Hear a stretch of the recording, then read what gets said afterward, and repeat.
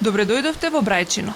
Автентична убавина, недопрена природа, зачувана стара архитектура која живее во согласност со модерните градби.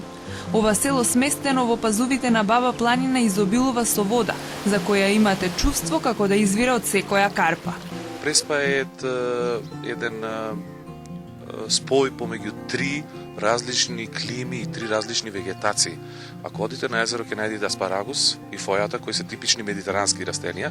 Тука во селата имаме континентална клима и континентални растенија, додека горе во планината се алпска клима и алпски растенија. Љубезните домаќини во ова село веќе 7 години го развиваат селскиот туризам. Нудат престој, ноќевање, но и незаборавен муабет за селото и животот на мештаните. Најмногу ги интересира патриархалното семејство кое се уште може да го најдат во Македонија. Малце се чудат како 3 генерации живеат во еден ист поткрив.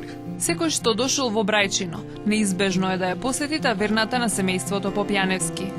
Селски амбиент, мирис на домашна кујна, традиционални јадења, специјалитети добиени од сопствената градина, опуштена атмосфера и чист воздух е само дел од она што ве очекува во таверната.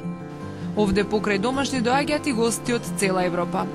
И на вистина, во одлично расположение го затекнавме евроамбасадорот Ерван Фуере. Here there's a combination of the beauty of the nature together with the local traditions in food and cooking, and also the architecture, combining the stone with the wood.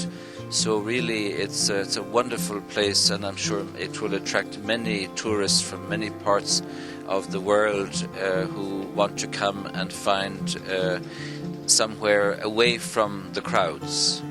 Вредната брајчинска домакинка готви традиционална кујна. Најзастапена е пилистерската пастрмка која ја има и во дворот на таверната. Спремаме пити, традиционални се питите во Брајчино, се многу барани со мраз и со зеленчук, со киселец. Па спремаме разни тави, гравчиња, печени, турлитави, печен крап, преспански, пастрмка, дивеч, исто што е многу специјалност. Гостите имат можност сами да одат да си соберат и да си направат дури салата ако изразат желба за тоа. Главна цел на развојот на селскиот туризам не е само материјалната сатисфакција, вели Милка, туку заживување на едно од најубавите села во Преспанскиот регион и пренесување на традицијата од колено на колено.